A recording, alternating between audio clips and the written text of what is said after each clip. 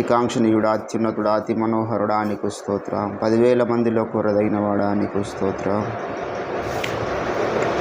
మరొకసారి గడిచిన వారమంతా నన్ను మమ్మలను క్షేమముగా మీరు కాచి కాపాడి సజీవుల లెక్కలో మమ్మల్ని మీరు చేర్చినందుకై నీకు స్తోత్రాలు. అయ్యా, మీ జీవమే పాటిది అని మీరు సెలవిస్తూ వచ్చారు. మేము కొంతసేపు కనబడంతలో మాయమైపోయి ఆవిరి వంటి వారమే కదా తండ్రి. మీ పరిశుద్ధాత్మ ద్వారా కార్యం జరిగించండి. దిగిరండి. మరొకసారి నూతన దినమున మీ కృప నిండుగా మెండుగా మాకు కావాలి. మీ పరలోకపు తైలము మాకు కావాలి. అభిషేకం మాకు కావాలి. మా సకల బలహీనతల్ని సిలువ రక్తం చేత కొట్టివేయండి. జరగబోతున్న ఆరాధన అంతటి ద్వారా మీరు మేము పొందండి. చేరువచ్చిన ప్రతి ఒక్కరిని వారికి స్తోత్రాలు. ఇంకా రాబోతున్న వారిని క్షేమంగా నడిపించి దేవా, మీ విలువైన శరీర రక్తాల్లో మేము పాలు పంపులు పంచుకున్నట్టు మీ కృపను అనుగ్రహించండి. మీ పరిశుద్ధాత్మ కార్యం జరిగించమని ప్రార్థన చేస్తూ ఉంటున్నాం. సహాయం చేయండి తండ్రి.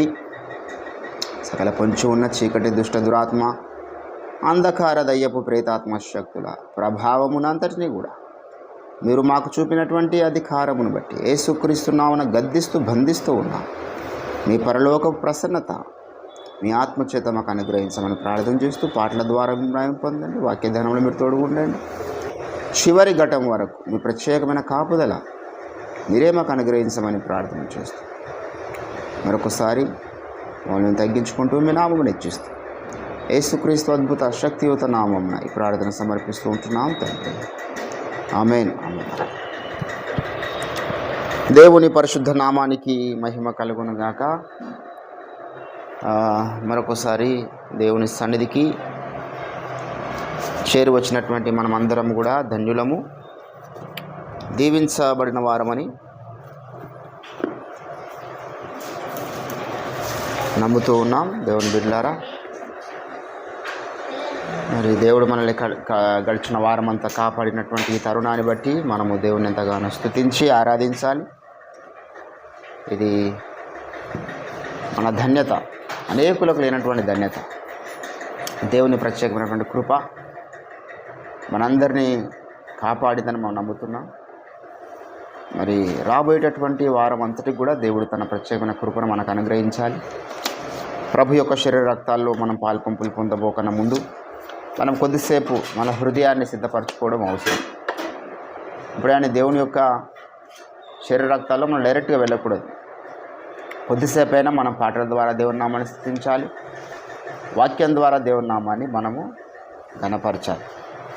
మన హృదయాన్ని సరి చేసుకున్న తర్వాతనే మనము దేవుని యొక్క విందుశాలలోనికి వెళ్ళవలసినటువంటి వారమై ఉన్నాం. దేవునికి స్తోత్రం కలుగునుగాక.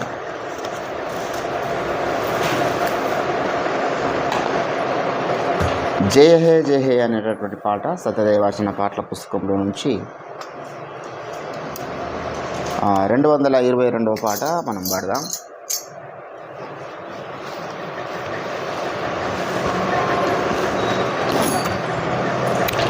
స్తోత్రం, హల్లెలూయా.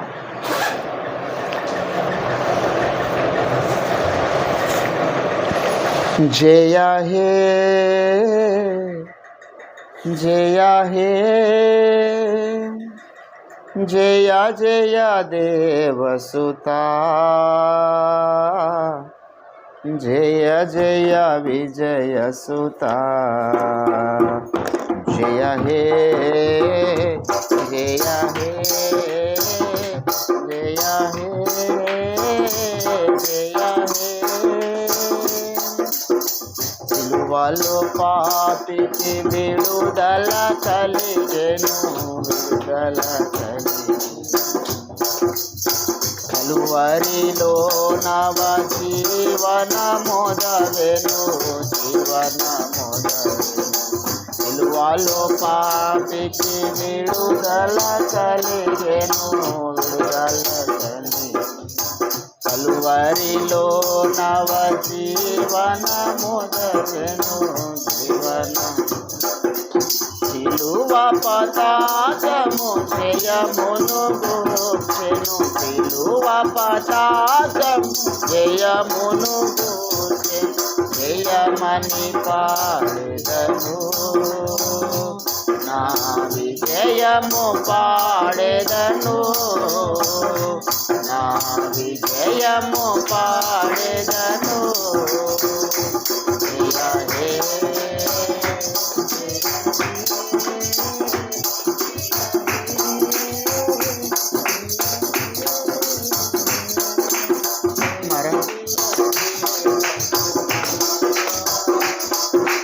జయ జయ విజయ సుధా, జయ జయ దేవ సుధా, జయ జయ విజయ సుధా.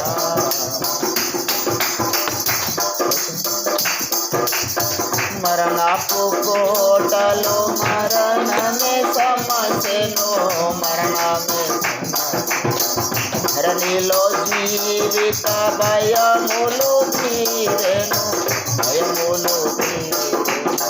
మరణపు కోటలు మరణమే సమస్యను, మరణమే సమస్యను. ధరణిలో జీవిత భయములు తీరెను, భయములు. మరణములో సహజయములు నావే, మరణములో సహజయములు నావే. జయమని పాడెదను, నా విజయము పాడెదను, నా విజయము పాడెదను.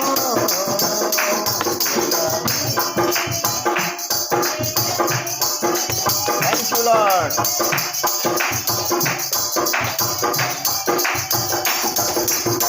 శోధనలో ప్రభు సన్నిధి దొరచెను, సన్నిధి దొరచెను.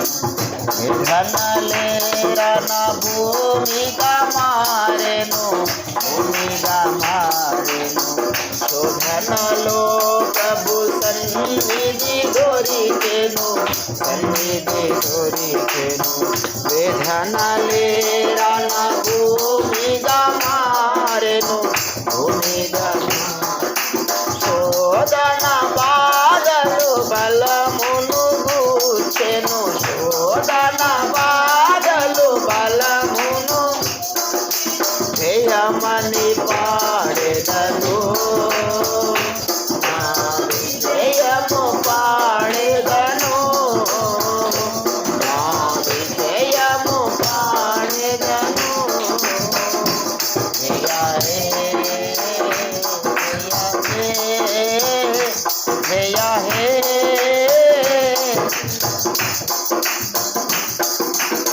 ప్రార్థన కాలము బహు ప్రియమాయెను, బహు ప్రియమాయెను. సాధకమాయెను దేవుని వాక్యము, దేవుని వాక్యము. ప్రార్థన కాలము బహు ప్రియమాయెను, సాధకమాయెను దేవుని వాక్యము, దేవుని వాక్యము. ప్రార్థనలే బలి పీఠములాయెను, ప్రార్థనలే బలి పీఠములాయెను. జయమని పాడెదను,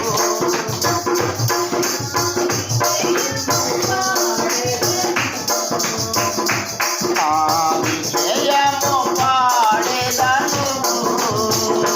జయ హే,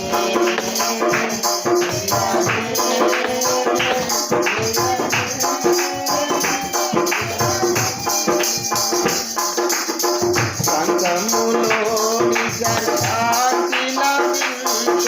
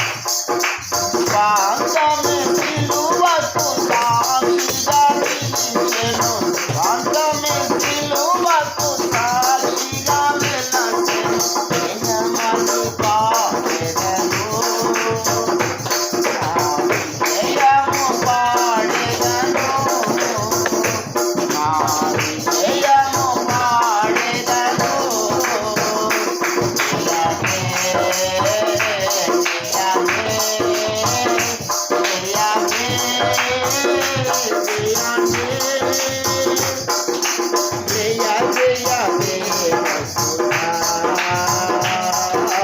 జయ జయ విజయసుతా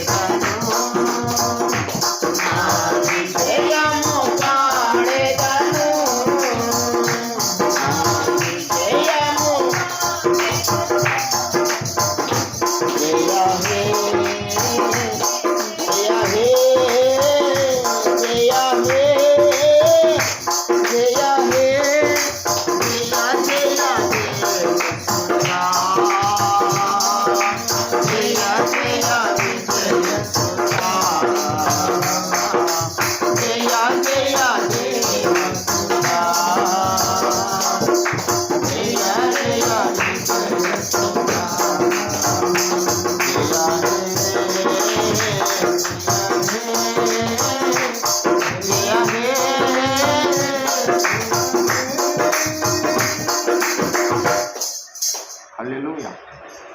దేవునికి స్తోత్రం.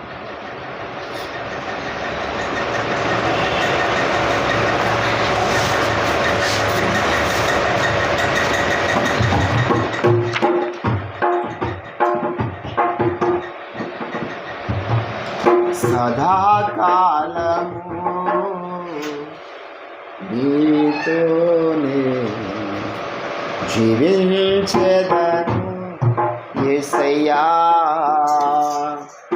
సదాకాలము నీతోనే జీవించెదను యేసయ్యా, యేసయ్యా, యేసయ్యా, యేసయ్యా, యేసయ్యా, యేసయ్యా, యేసయ్యా, యేసయ్యా, సదాకాలము నీతోనే జీవించెదను యేసయ్యా, పాపాలకు పడియున్న నన్ను నీ ప్రేమతో నన్ను పిలిచావయ్యా, పాపాలకు పడియున్న నీ ప్రేమతో నన్ను లేపావయ్యా, ఏ తోడు లేని నాకు నా తోడుగా అండగా నీవు నిలిచావయ్యా, ఏ తోడు లేని నాకు నా తోడుగా అండగా నీవు నిలిచావయ్యా, యేసయ్యా, యేసయ్యా, యేసయ్యా, యేసయ్యా, యేసయ్యా, యేసయ్యా, యేసయ్యా,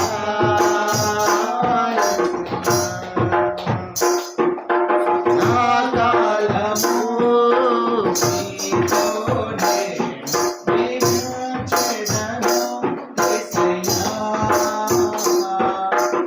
నీ వాత్సల్యమును నాపై చూపించి నీ సాక్షిగా నన్ను పిలిచావయ్యా, నీ వాత్సల్యమును నాపై చూపించి నీ సాక్షిగా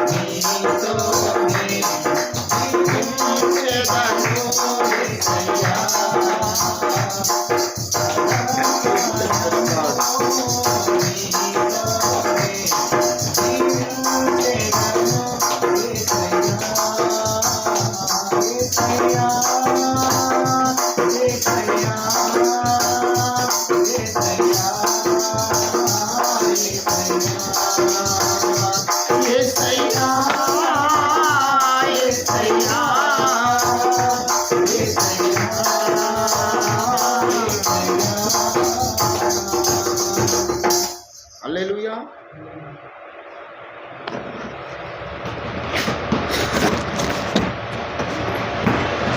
దేవుని నామానికి మహిమ కలుగుతుందాక కొద్దిసేపు మనం దేవుని యొక్క వాక్య ధ్యానంలో వెళ్దాము.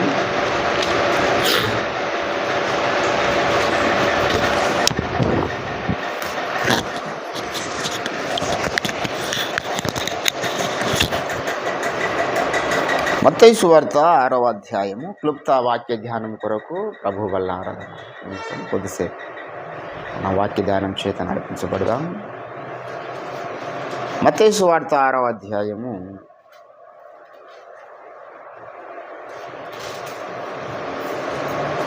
దేవునికి స్తోత్రం కలుగును.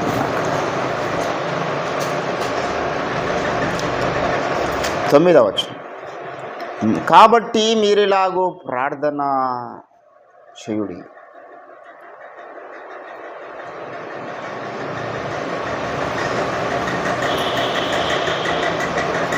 పరలోకమందున్న మా తండ్రి, నీ నామము పరిశుద్ధపరచబడునుగాక, నీ రాజ్యము వచ్చునుగాక, నీ చిత్తము పరలోకమందు నెరవేరునట్లు భూమి మీద నెరవేరునుగాక. చదవన లేఖన పరిశుద్ధ భాగమును దేవుడు మన వెనుకిడిలో ఫలింపచేయునుగాక. ప్రభునందు నాకు అత్యంత వీళ్ళారా క్లుప్త వాక్య ధ్యానం నిమిత్తం జాగ్రత్త మనం దేవుని వైపు చూద్దాం. నీ చిత్తము పరలోకమందు ఎలాగూ నెరవేరుతున్నదో, మరి పరలోకములో దేవుని చిత్తము నెరవేరుతున్నట్లుగా మనకు కనబడతా ఉంది.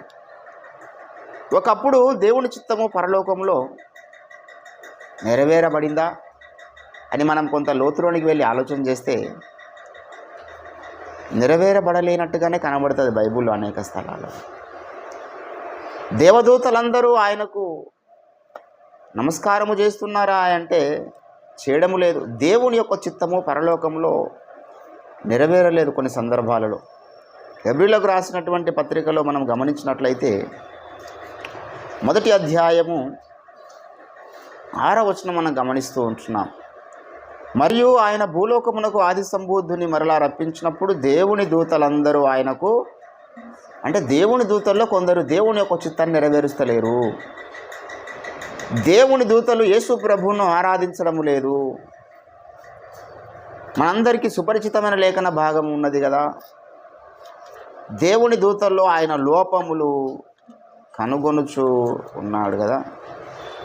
దయచేసి యోబు గ్రంథంలో మనం గమనిస్తే పరలోక రాజ్యంలో ఉన్న వ్యవస్థ అంతా కూడా మరి చాలా అంత దైవచిత్తానుసారంగా కొనసాగుతున్నది అనుకోవడానికి అవకాశం అక్కడ లేదు. దేవుని బిడ్డలారా, ఆయన తన దూతల్లో లోపములు కనుకొనుచు ఉన్నాడు, తన సేవకులను ఆయన నమ్ముట లేదు అనేటటువంటి మాట మనం యోబు గ్రంథంలో చూస్తాం. కాబట్టి దేవుడు తన దూతల యందు లోపములు కనుకొనుచు ఉన్నాడు. దేవుని దూతల్లో అనేక మంది దేవుని మీద తిరుగుబాటు చేసిన వాళ్ళు ఉన్నారు కదా. యెషయా గ్రంథం అంతా మనకు అదే చెప్తున్నది. యెషయా 14వ అధ్యాయము మనం గమనించినట్లయితే, మేఘమండలం మీదకి ఎక్కేదను, ఉత్తర దిక్కున ఉన్న సభాపర్వతం మీద కూర్చుందునని వాడు అనుకున్నాడు కదా. మహోన్నతుడితో నన్ను సమానుడిగా చేసుకుందునని వాడు అనుకున్నాడు కదా. ఏంటండి, పరలోకంలో చాలామంది దేవదూతలు దేవుని యొక్క చిత్తాన్ని నెరవేర్చలేరు. వారు త్రోసివేయబడ్డారు. కొంతమంది కటిక చీకటి గల బిలములో బంధించబడ్డారు. కొంతమందిని దేవుడు మరి అగాధంలో త్రోసి ఉంచినాడు. అక్కడ చాలామంది దేవుని యొక్క చిత్తానికి లోబడడం లేదు. దేవుని చిత్తము పరలోకమందు నెరవేరునట్లు అంటున్నాడు ఇక్కడ. అసలు పరలోకములో దేవుని చిత్తం ఎలాగ నెరవేరబడుచున్నదండి అంటే, దేవుడు అనుకుంటున్నది చాలా సందర్భాలలో దూతలు చేయలేరు. దేవుడు అనుకున్నది ఏమిటి, దేవుని ఒక చిత్తం ఏమిటి అని మనం గమనిస్తే, అందరూ యేసుక్రీస్తును ఆరాధించాలి,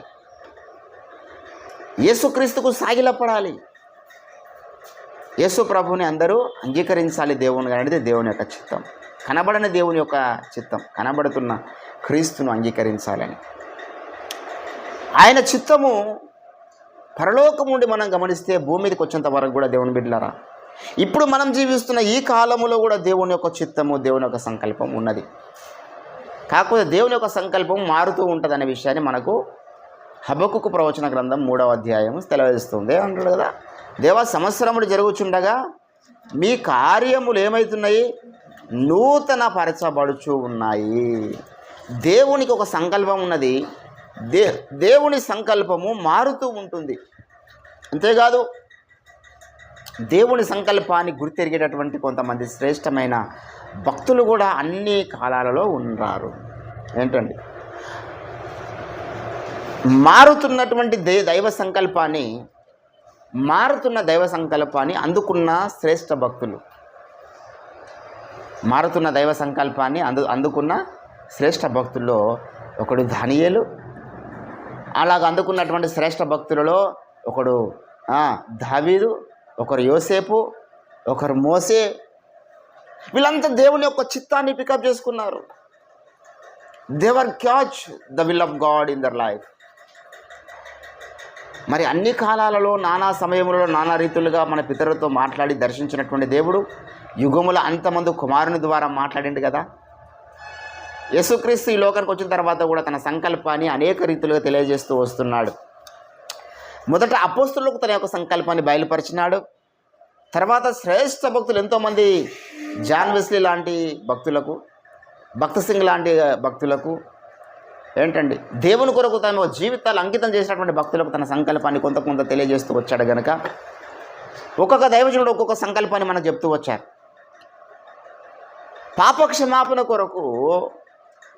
పాపక్షమాపణ పత్రాలు ఇస్తున్నారు బాబు మీరు, అది ఆ వ్యవస్థ తప్పని పోప్ వ్యవస్థను మొట్టమొదటిసారిగా వ్యతిరేకించినటువంటి వ్యక్తి మార్టిన్ లూథర్ గారు. మార్టిన్ లూథర్ దేవుని ఒక సంకల్పాన్ని కొంత నెరవేర్చాడు, మొత్తం నెరవేర్చలే. అంటే మనము కేవలం ఒప్పుకోవడం ద్వారా క్షమాపణ పొందుతున్నాం కదా, ఆయన కృప ద్వారా మనం రక్షించబడుతున్నాం కదా, దేవుని కృపచేత రక్షించబడుతున్నామని బైబిల్లో ఉన్న తర్వాత మీరు పాపక్షమాపణ పత్రాలు ఎలాగిస్తున్నారు? ఒక వ్యక్తిని కృప మీద ఆధారపడే విధంగా చేయాలి తప్పితే పాపక్షమాపణ పత్రాల మీద ఆధారపడే విధంగా చేయొద్దని మార్టిన్ లూథర్ గారు సింహగర్జన ప్రారంభించినారు. కేవలం ఒప్పుకుంటే మాత్రమే పాపక్షమాపణ వస్తుందనేది ఆ సందర్భంలో రైట్ అయింది. అట్లా ఒప్పుకున్న వాళ్ళు అనేక మంది పరలోక రాజ్యంలో ఉంటారు. కానీ కొంత దూరం వెళ్ళిన తర్వాత మనం పాపక్షమాపణ పొందుకోవడానికి మనం ఒప్పుకున్న తర్వాత మనము నీటి బాప్తిసం పొందాలని జాన్ వెస్లీ గారు మరలా మూమెంటు ప్రారంభించారు. ఇట్లా ఒక్కొక్క అంశం మీద సంస్కరణ జరుపుకుంటూ వచ్చింది, ట్రాన్స్ఫర్మేషన్ జరుపుకుంటూ వచ్చింది, రిఫార్మేషన్ జరుపుకుంటూ వస్తూ ఉన్నది. ఇప్పుడు మనం పాపక్షమాపణ పత్రం అందుకునే జోన్లో లేం. ఇప్పుడు మన కేవలం నోటితో ఒప్పుకుంటే మాత్రమే రక్షణ అనే జోన్లో లేం. ఏంటండి, మనము పాపక్షమాపణ కొరకు మనం హృదయంలో విశ్వసించినాం, బాప్తిసం పొందాం, అయిపోయింది, ఆ జోన్ అయిపోయింది. ఇప్పుడు రాకడ కొరకు ఏ రీతిగా సిద్ధపడాలి, రాకడ ఏ రీతిగా జరుగుతుందని ఎంతమంది భక్తులు ఏ సందర్భంలో ఏ రీతిగా తెలియజేస్తూ వచ్చారు. బైబిల్లో ఉన్నప్పటికీ, బైబిల్లో ఆ సందేశం ఉన్నప్పటికీ బైబిల్ మార్మికంగా వ్రాయబడ్డది. బైబిల్లో అక్షరం ఉన్నది, అక్షరం వెనకాల ఆత్మ ఉన్నది. ఈ ఆత్మ అందరికీ కనబడదు బాబు. ఎవరైతే దైవ సాక్షాత్కారం పొందుతారో, దేవుని యొక్క ప్రత్యక్షత పొందుతారో వారికి మాత్రమే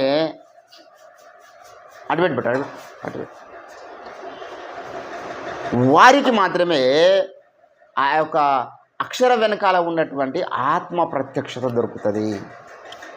కొంతమందికి అది అర్థమైతే లేదు. అరే బైబిల్లో ఇక్కడ అక్షరము లిటరల్గా ఉన్నది కదా, అక్షరం లేనటువంటి దాన్ని ఎందుకు మనము వ్యాఖ్యానం చెప్పాలని మూర్ఖంగా మాట్లాడుతూ ఉన్నారు. ఫర్ ఎగ్జాంపుల్ అండి, ఇప్పుడు అక్షరమే ఉన్నది, బైబిల్లో ఒక అక్షరం ఉన్నది. ఏమని? దేవుని ప్రేమ త్వరగా కోపపడదు అని అక్షరం ఉన్నది. త్వరగా కోపపడదు అని అక్షరం ఉన్నది. దాన్ని మనం ఏమని వ్యాఖ్యానం చెప్పుకోవచ్చు అంటే దేవుని యొక్క ప్రేమ ఆలస్యంగా కోపపడుతుంది అని మనం వ్యాఖ్యానం. అది లేదు, ఆలస్యంగా కోపపడుతుందని బైబిల్లో లేదు. త్వరగా కోపపడదు అన్నాడు కదా, అంటే అర్థమైంది అనుసరించిన దానికి ఆలస్యంగా కోపపడుతుంది. అది బైబిల్ లేనంత మాత్రాన నమ్మరండి. అసలు దేవుని కోపం రాయనరాదని వ్యాఖ్యానం చేస్తా. దేవునికి అసలే కోపం రాదనుకుంటే ఇక వాడు భక్తుడు కాదు. భీకరుండవు మాయో అని పాటలు రాసినాడు. దేవునికి కోపం వస్తుంది. దేవుని బిడ్డలారా, వ్యాఖ్యానం కరెక్ట్ తెలియదు మన అంటే మళ్ళీ వాళ్ళు ఏంటంటే పేద ప్రొఫెసర్లుగా లోకంలో చలామణి అవుతూ ఉన్నారు. కాబట్టి బైబిల్ చాలా సందర్భాల్లో తన యొక్క సంకల్పం, దేవుడు తన సంకల్పాన్ని బైబిల్లో తెలియజేస్తూ వస్తున్నప్పటికీ దేవుని యొద్ద నుండి ప్రత్యక్షత అనేది లేకపోతే దేవుని యొక్క గ్రంథం బైబిల్ గ్రంథము అర్థం కాదు. చాలామంది ఈరోజు బైబిల్ను బైబిల్గా అక్షరార్థంగా చదువుకుంటూ వెళ్తే ఇదే సర్వోత్తమమైన మార్గం అనుకుంటున్నారు, భ్రష్టులు అయిపోతున్నారు. అది వాళ్ళ జీవితకాలం అంతా ఆ రకమైన సాధన చేసినా వాళ్ళ పరలోక రాజ్యంలోనికి రావడం కష్టం. అటువంటి వాళ్ళు వచ్చినా బహుమానం పొందుకోవడం కష్టం, సిగ్గుపడే స్థితిలో ఉంటారు. బైబిల్ గ్రంథాన్ని అంత సింపుల్గా థింక్ చేయొద్దు. ఏంటంటే మొన్న ఒక బ్రదర్ ఒక్కసారి చదివితే అర్థమైపోతుందండి బైబిల్ నాకు, వాడు ఎంత అజ్ఞాని. పౌలు అంటాడు, తరముల్లోనూ యుగముల్లోనూ దాచబడ్డ మర్మాలు బైబిల్లో ఉన్నాయి, అవి అర్థం కావాలని. అక్షరం కనబడుతుంది మనకు అక్కడ మంచిగా, ఈ అక్షరం ఉన్నది కదా, అక్షరం మాత్రం కనబడుతుంది కదా అని మనం ఆ అక్షర భావాన్ని తీసుకుంటే మన జీవితంలో మనము సంపూర్ణ స్థితి పొందలేము. అక్షరమునకు కాదు ఆత్మకే దేవుడు మమ్మల్ని పరిచారకులు చేస్తున్నాడని పౌలు చెప్పినట్లుగా ఈరోజు భూమి మీద ఓఫిర్ మినిస్ట్రీ చెప్తున్నది. ఓఫిర్ గారి యొక్క బోధనలంతా కూడా వివాదాస్పదంగా, అర్థం కాకుండా పిచ్చెక్కిస్తున్నట్టుగా ఉంటున్నాయి అవతల వాళ్ళకి. ఎందుకంటే వాళ్ళు అక్షరం చూస్తున్నారు, అక్షరానికి వ్యతిరేకంగా ఆత్మ ఉన్నది. యేసుప్రభునందుకే ఆత్మ శరీరంలో, శరీరం ఆత్మకు విరోధంగా ఉన్నట్టుగా అక్షరం అనేటటువంటిది ఒక సందేశాన్ని మనకు డైరెక్ట్గా పోర్ట్రేట్ చేస్తూ ఉంటే ఆత్మ ఇంకో సందేశాన్ని ఇస్తూ ఉంటుంది. కొన్నిసార్లు అక్షరం ఇస్తున్న సందేశానికి ఆత్మ ఇస్తున్న సందేశానికి వ్యతిరేకంగా ఉండవచ్చు. మీరు వాక్యం యొక్క భావం తెలిసి ఉంటే ఇలాగ మీరు నన్ను చంపరు అన్నాడు. వాక్య భావం తెలియదు, వాక్య అక్షరం దొరికింది వారికి యేసుప్రభుని చంపాలని. రాడతో కూడా చంపని ధర్మశాస్త్రం ఉన్నది కదా, మీరు రాడతో కూడా చంపడానికి చూస్తున్నారు కదా నా దగ్గరకు వచ్చి, మీరు దాని భావం మీకు తెలుసా అన్నాడు యేసుప్రభు కదా. మత్తయి సువార్త ఏంటంటే మత్తయి సువార్త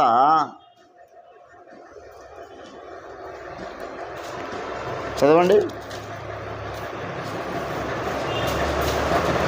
దాని భావము మీకు తెలిసి ఉంటే అన్నాడు.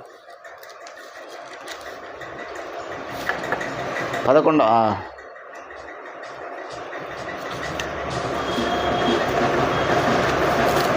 ప్రతి ఆజ్ఞ వెనకాల దేవుని యొక్క ప్రత్యేకమైనటువంటి ప్రణాళిక ఉంటుంది. అక్కడ అక్షరార్థాన్ని తీసుకుంటే వాడు రాళ్లతో కొట్టి చంపాలి కదా. దొరికేనా?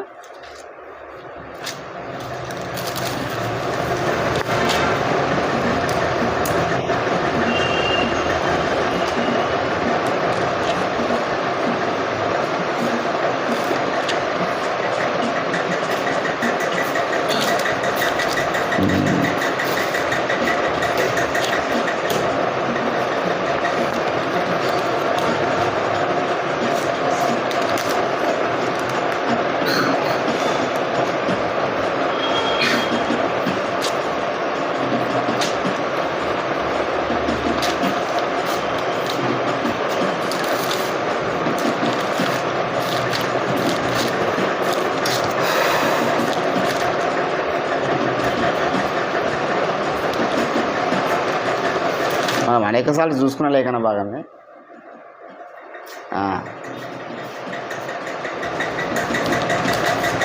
మత్తయిలోనేనా?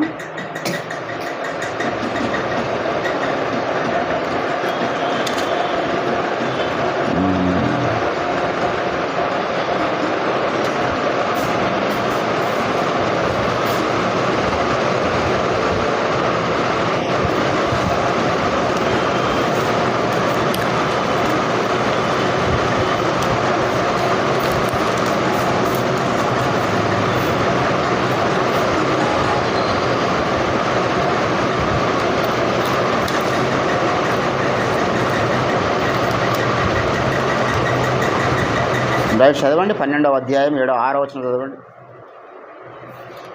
మత్తయి సువార్త 12:6 చదవండి ఒకసారి.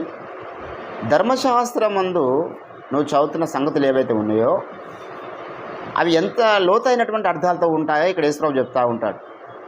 7వ వచనం, మరియు కనికరమును నేను కోరుచూ ఉన్నాను కానీ బలిని నేను కోరువాడను కాను. బలి నేను కోరను అను వాక్య భావము మీకు తెలిసి ఉంటే. ఏంటండి? అను వాక్య భావం మీకు తెలిసి ఉంటే అంటున్నాడు యేసుప్రభుల వారు. అంటే వీరికి ఏంటంటే వాక్యము దొరికింది కానీ వాక్య భావము దొరకలేదు. అది ఏంటండి? మత్తయి సువార్త 5వ అధ్యాయంలో మీరు గమనించినట్లయితే 32వ వచనంలో, నేను మీతో చెప్పున్నది ఏమనగా, వ్యభిచారకారులను బట్టి కాక తన భార్యను విన్నాడు వాడు ఆమెను వ్యభిచారినిగా చేయుచున్నాడు, వినబడిన దాన్ని పెళ్ళాడు వాడు వ్యభిచరించుచూ ఉన్నాడు. ఇక్కడ 31 అంటున్నాడు, భార్యకు పరిత్యాగ పత్రం ఎందుకు? వారి హృదయ కాటిని బట్టి ఇచ్చిండ్రా బాబు. మీరు డైరెక్ట్ అక్కడ వాక్యాన్ని తీసుకోవద్దు, ఏ సందర్భంలో ఇచ్చాడో తీసుకోవాలి, దాని భావమును తీసుకోవాలి.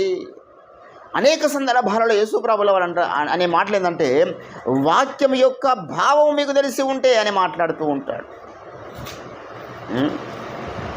నిన్ను వల్ల నీ పొరుగు అని ప్రేమ, అసలు నా పొరుగువాడేవుడు అంటాడు. భావం, నా పొరుగువాడేవుడు కదా. లూకాసు వార్త 10వ అధ్యాయము 28వ వచనంలో, అందుకు ఆయన నువ్వు సరిగా ఉత్తరం ఇచ్చితివి, అలాగూ చెయ్యమని, అప్పుడు అలాగూ చేయమప్పుడు జీవించదని చెప్పాను. అయితే తాను నీతిమంతుడైనట్టు కనబడగోరి అతడు అవునని కానీ నా పొరుగువాడెవడని ఏంటండి ఏమంటే నా పొరుగువాడేవుడు ఇక్కడ నిన్ను వాళ్ళని పొరుగు ప్రేమించమని ఆజ్ఞ ఉండదు. అసలు పొరుగువాడేవుడు చెప్పు, అది దొరకది. మన పక్కన ఉన్న పొరుగులందరినీ ప్రేమించుకుంటావు వాళ్ళ ఏంటంటే చీకటి మనుషులు ఉంటారు, సైతానే ఉంటాడు మన పొరుగుడు, వాడిని ప్రేమించాలా? నిన్ను వల్ల నీ పొరుగు అని ప్రేమించమని ఆజ్ఞ ఉన్నది కదా. నా పక్కకు పొరుగుడు సైతానే ఉన్నాడు అనుకో, ప్రేమిస్తామా అంటే దానికి వ్యాఖ్యానం అక్షరం తీసుకుంటే మన జీవితాంతం ఇంటర్ప్రిటేషన్ చేసినా చరిత్ర మాట్లాడినా మనకు అది అర్థం కాదు. సైతాన్ యొక్క పెద్ద కుట్ర ఏంటంటే, దేవుని బిడ్డలారా, రంజితోఫిర్ గారి యొక్క గ్రంథాలను చదవకుండా చేయాలని సైతాన్ కుట్ర. దానికి కొంతమంది సహాయపడుతున్నారు సైతానుకు. మినిస్ట్రీలో కొంతకాలం ఉండి బయటికి వెళ్ళినటువంటి చీకటి మనుషులు కొందరు సహాయపడుతున్నారు. బయట చీకటి సైతాన్ అధికారం కింద ఉన్న వాళ్ళు దానికి దోహదపడుతూ ఉన్నారు. అల్టిమేట్ వారి యొక్క గోరు ఏంటంటే, ఓఫిర్ గారి గ్రంథాలు చదవకుండా చేయాలి. ఎందుకంటే అందులో ఇట్లుంటుంది అనమాట, అరే బాబు ఇక్కడ అక్షరం ఇక్కడ అవునంటాడు, అక్కడ కాదంటాడు. ఒక అక్షరం వెనకాల ఉన్న భావాన్ని ఓఫిర్ గారి గ్రంథాలు రాస్తారు. అది ఆయనకు దేవుడు ఇచ్చినటువంటి ప్రత్యక్షత. ఆయన అక్షరము రాయలేదు, అక్షరం వెనకాల ఉన్నటువంటి భావాన్ని రాసినాడు. ఈ తరములో దేవుని యొక్క సంకల్పం అది. ప్రభా పరలోకమందు నీ చిత్తం నెరవేరినట్లు భూమి మీద కూడా నీ చిత్తం నెరవేరును కాకని ప్రార్థన చేస్తున్నాం. మనం గమనించాలి మన జీవితం. మొదటిగా మన వ్యక్తిగత జీవితం నుంచి మనం దేవుని యొక్క చిత్తాన్ని నెరవేర్చడం ప్రారంభించాలి. నేను దేవుని చిత్తాన్ని నెరవేరుస్తూ ఉన్నానా? నెరవేరును గాకని ప్రార్థన చేస్తే లాభం లేదు. I want be fulfilled with the will of God. నా స్థాయిలో నేను దేవుని యొక్క చిత్తమును నేను ఫుల్ఫిల్ చేయాలి. నా జీవితం ద్వారా, నా కుటుంబం ద్వారా, నా యొక్క బలము, నా యొక్క యవ్వనము, నా యొక్క ధనము, నా యొక్క ఆరోగ్యము, నా యొక్క సమస్తముతో నేను దేవుని యొక్క చిత్తాన్ని ఫుల్ఫిల్ చేయాలి. At the same time next step ఏంటంటే, వాక్య నెరవేర్పులో దేవుని యొక్క చిత్తాన్ని నేను దోహదపడాలి. అందుకే అంటాడు, ఆయన వాక్యం నెరవేర్చు బలశూరులారా అని పిలిచాడు 103వ కీర్తనలో. ఆయన చిత్తాన్ని నెరవేర్చేటటువంటి కొంతమంది బలశూరులు భూమి మీద ఉంటారు. వారు లోకానికి వివాదాస్పదంగా ఉంటారు. యేసుప్రభుల వారే గొప్ప వివాదాస్పదం అండి. ధర్మశాస్త్రం ఒకటి చెప్తే ఇంకోటి చెప్తున్నాడు ఏంటి అన్నారు యేసుప్రభు. నేను మళ్ళీ అంటాడు యేసుప్రభు, నేను ధర్మశాస్త్రం కొట్టివేట వచ్చిన తలంచవద్దు, వాటి నెరవేర్చడానికి వచ్చింది కానీ కొట్టివే రాలేదన్నాడు. కానీ ప్రతిసారి ధర్మశాస్త్రాన్ని ఏం చేస్తున్నాడు? ఆయన పాటిస్తున్నట్టు కనబడలే యేసుప్రభుల వారు. అంటే విశ్రాంతి దినమున చేయకూడని పనులు మీ శిష్యులు చేస్తున్నారా అంటే, మరి దావీదు చేయలేదా అంటాడు. ధర్మశాస్త్రమును ధిక్కరించారంటే యేసుప్రభు ఏం చేస్తున్నాడు? దావీదును తనతో ఉన్న వారు ఆకలితో ఉన్నప్పుడు వాళ్ళు కూడా ఇలాగూ విశ్రాంతి దినాన్ని చేశారు కదా. మరి విశ్రాంతి దినాన ఇంత బరువు కంటే ఎక్కువ మోయొద్దని ధర్మశాస్త్రంలో ఉన్నది. మీ కొడుకు ఒకడు బయలుపడడు అనుకో, నువ్వు అని బయటికి దియవా అంటాడు యేసుప్రభు. అంటే ఇప్పుడు ధర్మశాస్త్రాన్ని ఆయన ఏం చేస్తున్నాడు? నెరవేరుస్తున్నాడా, కొట్టివేస్తున్నాడా? ధర్మశాస్త్రం ప్రకారము ఇంత బరువు కంటే ఎక్కువ బరువు లేకపోదు అంటే నీ కొడుకు బయలుపడ్డాడు ఆ రోజు. ధర్మశాస్త్రం ప్రకారం కొలిచిన కొలతల ప్రకారం కంటే వాడు ఎక్కువ బరువు ఉన్నాడు, వాడు దిగొద్దు, బయలుకి వెళ్ళి చచ్చిపోవాలి వాడు. ఏదైనా ఒక ప్రమాదం జరిగింది, ఇంతకంటే ఎక్కువ దూరం ప్రయాణం చేయొద్దు విశ్రాంతి నాన్న, 2 కిలోమీటర్ల కంటే ఎక్కువ ప్రయాణం చేయొద్దు, వాడు 3 కిలోమీటర్ల అవతల వాడు యాక్సిడెంట్ అయ్యి అప్పుడు ఏం చేయాలి? విడిచిపెట్టాలన్నా వాడిని. యేసుప్రభు యొక్క వాదన ఇది. దేవుని బిడ్డలారా, కాబట్టి అక్షరార్థాన్ని మనం తీసుకుంటే ధర్మశాస్త్రానికి మనం తప్పుడు వ్యాఖ్యానం చేస్తాం. అందుకే పౌలు అంటాడు, ధర్మశాస్త్రము ధర్మానుకూలంగా దాన్ని మనం వినియోగించిన అది ప్రయోజనకరం, కానీ ధర్మానికి విరోధంగా దాన్ని ఏం చేయొద్దు, ఇంటర్ప్రిట్ చేయొద్దు. వీడు ధర్మానికి వ్యతిరేకంగా అరే అక్షరం ఉన్నది కదా, అరే అక్షరం ఉన్నది ముఖ్యం కాదు, ఉన్న అక్షరాన్ని ధర్మానుకూలంగా మనం ఇంటర్ప్రిట్ చేస్తున్నాం అనేది ముఖ్యం. కరెక్ట్ అక్షరార్థంగానే ఇంటర్ప్రిట్ చేస్తానంటే మన మనుషులను చంపాలి, విశ్రాంతి రాటితో కూడా చంపాలి, పలానా కారణాన్ని బట్టి శిక్షించాలి. వాని సొంత కొడుకు చెప్పిన మాట వినకపోతే వాని అందరి ముందు తీసుకో సమాజమే రాలేసి చంపాలి. అక్షరం ఉన్నది కానీ ధర్మానుకూలంగా వినియోగించినప్పుడు అది రైట్ కాదు. ధర్మశాస్త్రమును ధర్మానికి అనుకూలంగా పౌలు భక్తుడు వ్యాఖ్యానం చెప్పినట్లుగా ఈరోజు ఓబెరు గారు దేవుని యొక్క సంకల్పానికి అనుగుణంగా తన యొక్క గ్రంథాలలో దేవుని యొక్క సారాంశం రాశాడు. ఇది అర్థమైతే లేదు వాళ్ళకి, లోకానికి అర్థమైతే లేదు. ఏమనంటే వాళ్ళంతా తప్పుడు బోధలు చేస్తారండి, ఆయన అబద్ధ ప్రవక్త అండి, అబద్ధ బోధకులు అండి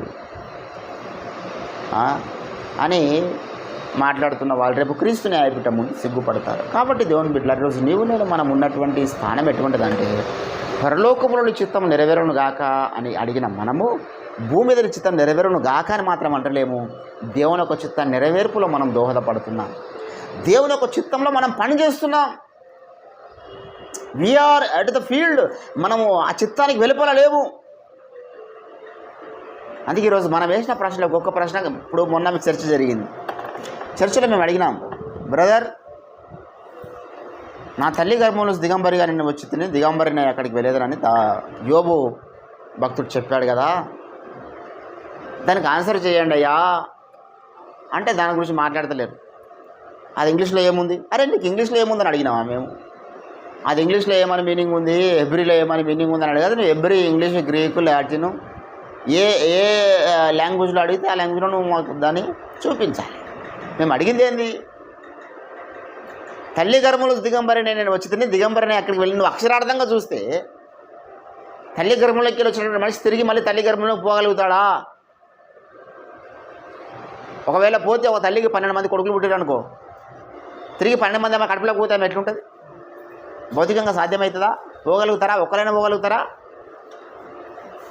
ముసలివాడైన మనుషుడు ఎలాగ వెళ్ళగలుగుతాడు? నికోదేము తెలివి తక్కువ ప్రశ్న, వాడు కూడా మేధావే కానీ తెలివి తక్కువ ప్రశ్న వేస్తున్నాడు. ముసలివాడైన మనుషుడు ఎలాగ పోగలుగుతాడంటే మరి పసిపిల్లాడు పోగలుగుతాడా? తిరిగి అప్పుడే పుట్టిన పిల్లాడు పోగలుగుతాడా? తిరిగి ఎవడు పోలేడు. దాని యొక్క భావం ఏదో వేరే ఉన్నది. అది ఓబెరు గారు చెప్తున్నారు, అది అర్థమవుతలేదు వీళ్ళకి. దేవుని బిడ్డలారా, మేము అడిగినటువంటి ఏ ప్రశ్నకు కూడా సమాధానం చెప్పకుండా మరి 4 గంటలు వాళ్ళు డిస్కషన్ చేశారంటే వాళ్ళు ఎంత పెద్ద మేధావులు అర్థమవుతున్నది. ఏంటంటే ఒక ఆయన పెద్ద మనిషి మేము వేసిన ప్రశ్నకు సమాధానం లేకుండా అంటాడు, ఖచ్చితంగా ఓబెరు గారు అబద్ధ ప్రవక్త అండి అంటున్నాడు. ఆయన సాగుకు దగ్గర అవుతున్నాడు, రేపు మాపు విడిచిపెట్టి వెళ్ళిపోతాడు ఈ లోకాన్ని. ఏంటండి ఊళ్ళల్లో కొన్ని కుక్కలు షార్ప్ ఉండాలంటే ఏం చేస్తారంటే తోక కట్ చేస్తారు. తోక కట్ చేస్తే అది మొండి తోక అవుతుంది. మొండి తోక అంటే సగం తోక అని అర్థం. ఈ సగం నాలెడ్జ్ మనుషులంతా కూడా పట్టుకొని ఈరోజు ఓబెరు గారిని అబద్ధ ప్రవక్త, అబద్ధ బోధకుడు అని మాట్లాడితే వానికి అసలు ఒక పేజ్ అని అర్థమవుతుందా? ఓబెరు గారు రాసిన పేజ్ ఒక బుక్లో పేజ్ అర్థమని అదే. దేవుని బిడ్డలారా, బైబిల్లో ఏ రీతిగా అయితే లోతైన సందేశాలు ఉన్నాయో, ధర్మశాస్త్రం ఒక మాట చెప్పింది, కళ్ళముతో కూర్చున్న ఎద్దు మూతికి చిక్కం వేయకూడదని చెప్పింది ధర్మశాస్త్రం. ఉదాహరణకు పౌలు అంటాడు, ఎట్ల గురించే దేవుడు మాట్లాడుతున్నాడా? కాదు కదా. ఎద్దు అంటే ఎద్దు కాదు, గుర్రం అంటే గుర్రం కాదు, విశ్రాంతి అంటే విశ్రాంతి కాదు, రాయి అంటే రాయి కాదు. దాన్ని ధర్మానుకూలంగా వినియోగించడానికి పూనుకున్నప్పుడు వాటి యొక్క అర్థాలు మారిపోతాయి. యేసుప్రభుల వారు అందుకే మీరు వాక్యమును కాదని ఆయన వాక్య భావమును మీరు ఎరిగి ఉంటే అని మాట్లాడుతూ వచ్చాను. ఈ కడవరి దినాలలో దేవుని సంకల్పం మనకు తెలియబడ్డది కాబట్టి అనేకులకి ఇది ఇష్టం లేదు. ఇప్పుడు మనం బైబిల్లో ఉన్నటువంటి సంగతులు కాకుండా బైబిల్లో లేనటువంటి సంగతులు కూడా మనం చెప్తాం. బైబిల్లో లేనటువంటి సంగతులు అంటే అర్థమేంది? బయటికి వెళ్ళి పురాణాలకి వెళ్ళి తీసుకొచ్చి చెప్తామని అర్థమా? ఖురాన్లకి వెళ్ళి తీసుకొచ్చి చెప్తామని అర్థమా? ఇతిహాసాలు లేకపోతే లోక చరిత్ర గ్రంథాల నుంచి చెప్తామని కాదు. లేని మాట అంటే నేను త్వరగా కోపడనంటే ఆలస్యంగా కోపపడతాడనే మాట లేదు బైబిల్లో. అది మనం అక్కడ దేవుడిచ్చిన ప్రత్యక్షతను బట్టి దాన్ని మనము చెప్తున్నాం. అట్లా బైబిల్ అంతట్లో ఉన్నది. ఇదిగో నేను త్వరగా వచ్చున్నానని యేసుప్రభు అన్నాడు అని కూడా 2000 సంవత్సరాలు. అసలు త్వరగా వచ్చునంటే అర్థమైంది యుగాంతం బుక్లో రాస్తాడు. త్వరగా అంటే స్పిరిచువల్ మీనింగ్ ఏంది? అక్షరార్థంగా తీసుకుంటే ఏంది? ఇప్పుడే. మరి ఇప్పుడు అంటే రాలేడు కదా యేసుప్రభు, 2000 ఏళ్ళు అయిపోయింది కదా ఏంటంటే.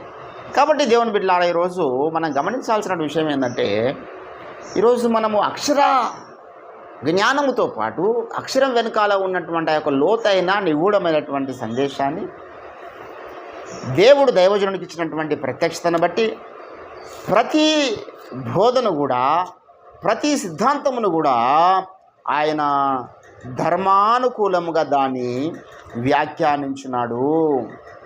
తిమోతికి రాసినటువంటి 2వ పత్రిక, మొదటి పత్రిక 1వ అధ్యాయం మనం ఆ మాట చదువుదాం. 8వ వచనం.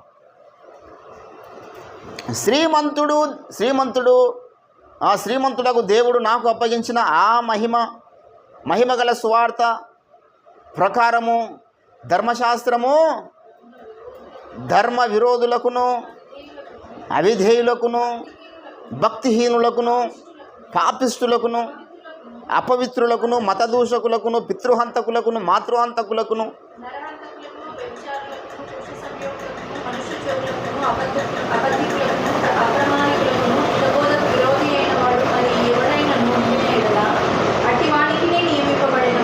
అట్టివానికి నియమింపబడినవు కానీ నీతిమంతునికి నియమింపబడలేదని ఎవడైనా ఎరిగి.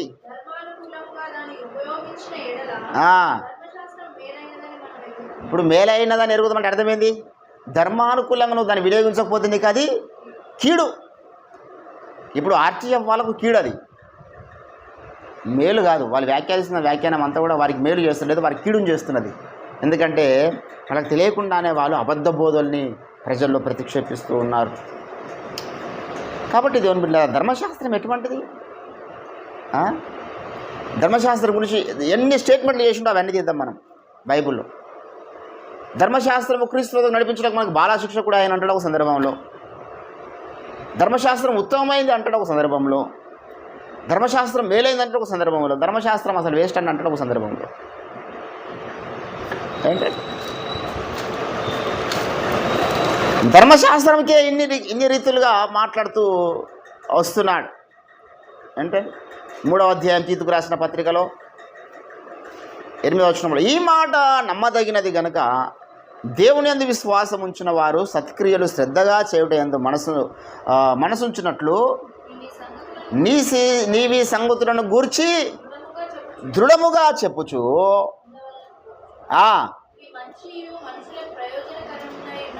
ఉన్నవి కానీ ధర్మశాస్త్రమును గూర్చిన వివాదములు. ఇప్పుడు ఇక్కడ ఏమంటాడు? ధర్మశాస్త్రము వ్యర్థమైంది అంటాడు ఒక సందర్భంలో, నిష్ప్రయోజనం అంటాడు. ఒక దగ్గరనేమో ధర్మశాస్త్రము చాలా మేలైంది అంటాడు. ఒక సందర్భంలోనేమో నువ్వు దాన్ని ధర్మానుకూలంగా ఉపయోగించాలంటాడు.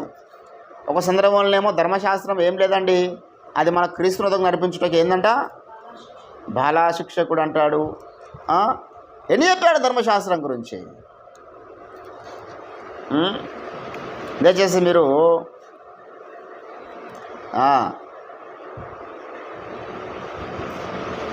7వ అధ్యాయము రోమిలకు రాసిన పత్రిక 1 నుంచి, సహోదరులారా, మనుషులు బ్రతికినంత కాలమే ధర్మశాస్త్రం అతని మీద ప్రభుత్వము ధర్మశాస్త్రము ఎరిగిన మీతో మాట్లాడుచున్నాను. ధర్మశాస్త్రం ఏం చేస్తుందంట? ప్రభుత్వం చేస్తుంది. కాబట్టి నువ్వే చచ్చిపో అంటాడు 7వ వచనంలో. దాన్ని చంపలేమురా బాబు, ధర్మశాస్త్రాన్ని మనం చంపలేము. ధర్మశాస్త్రం పాపమాయన అట్లా అనరాదంటాడు మళ్ళా.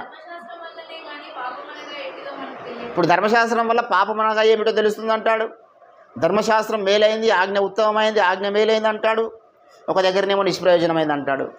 ఒక దగ్గరనేమో అసలు అది కీడు, మనకు కరిగా వ్యాకరించకపోతే కీడే చేస్తుంది అంటాడు. ఇది బైబిల్లో ధర్మశాస్త్రం గురించి ఇస్తున్నటువంటి ఇన్ని స్టేట్మెంట్లు ఉన్నాయి.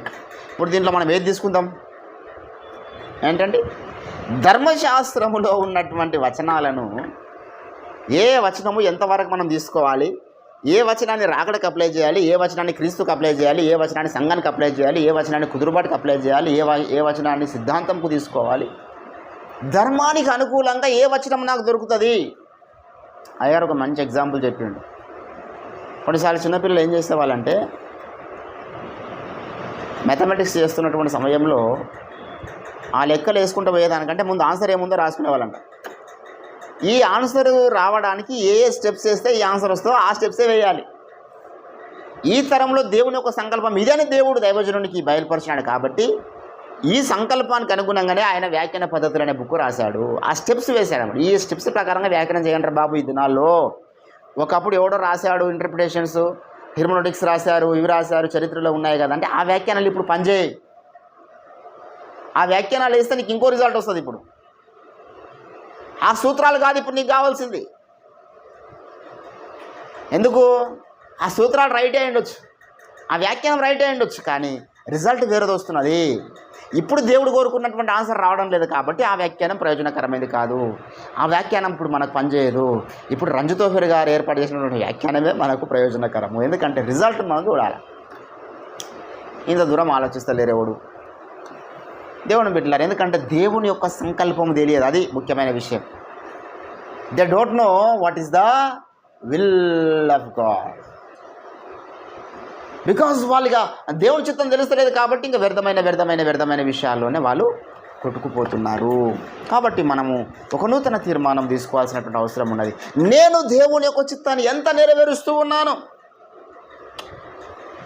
దేవుడు నా ద్వారా తన సంకల్పాన్ని నెరవేర్చడానికి దేవుడు తన సత్యవాక్యాన్ని నాకు బయలుపరిచినాడు కదా. I want be fulfilled is will. ఆయన చిత్తం నెరవేర్పు కొరకు నేను దోహదపడాలి. దేవుని ఒక చిత్తానికి వ్యతిరేకంగా అనేకులు దోహదపడుతున్నారు ఈ చివరి దినాలలో. ఏంటండి? ప్రభువా పరలోకమందు నీ చిత్తం ఎలాగో నెరవేరబడుచున్నదో, పరలోకంలో అనేకులు నీకు అనుకూలంగా లేకపోయినా నీ చిత్తం నెరవేర్చేటటువంటి కొంతమంది శ్రేష్ఠ భక్తులు ఉన్నట్లుగా భూమి మీద అనేకుల్ని చిత్తం నెరవేర్చలేకపోతున్నప్పటికీ ఈ దినాలలో నేను నీ చిత్తం నెరవేర్చాలి. Hallelujah. I want be fulfilled is will. నేను దేవుని చిత్తాన్ని నెరవేర్చడానికి పిలువబడ్డాను. అదే నా యొక్క పిలుపు.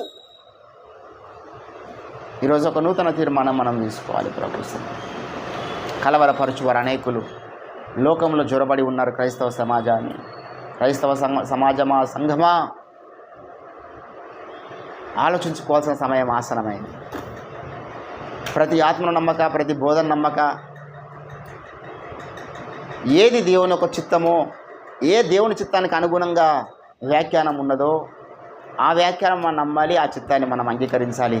దేవుని దయ పొందిన వారే తప్ప ఎవరు ఆయన యొక్క సంకల్పాన్ని గుర్తెరగలేరు. దేవుని దయ ఉంటే తప్ప రంజితోఫర్ గారి యొక్క పుస్తకాలు ఎవరికి అర్థం కావు. దేవుని దయ ఉంటే తప్ప బైబిల్ ఎవరికి అర్థం కాదు. ఎందుకు అర్థం కాకపోవడం అంటే అక్షరం కాదు, అక్షరం ఎవరికైనా అర్థమవుతుంది, చదువుకుని ఎవరికైనా అర్థమవుతుంది. వాడు రక్షణ పొందడం మనకి బైబిల్ అర్థమవుతుంది. మనకన్నా ఎక్కువగా ఈరోజు జాకిర్ నాయక్ గారు బైబిల్లో ఉన్నటువంటి వచనాలు కోడ్ చేస్తూ ఉంటాడు. అక్షరం అర్థమై ఉండొచ్చండి. అక్షరం ప్రతి ఒక్కరికి అర్థమవుతుంది, చదువుకున్న ప్రతి ఒక్కరికి అర్థమవుతుంది అక్షరం. ఈరోజు మతోన్మాదులు కూడా అక్షరాన్ని ఎత్తుకొని మాట్లాడుతూ ఉన్నారు కదా. అక్షరం అర్థమవడం గొప్ప సంగతి కాదు. అక్షరం వెనకాల ఉన్నటువంటి ఆత్మ ప్రత్యక్షత, ఆ సారాంశం మనం ఎరిగినప్పుడు మాత్రమే మనం దేవుని యొక్క చిత్తాన్ని ఎరిగిన వారుగా ఈ లోకంలో జీవిస్తాం. దానికి ప్రత్యక్షత కావాలి. We need revolution.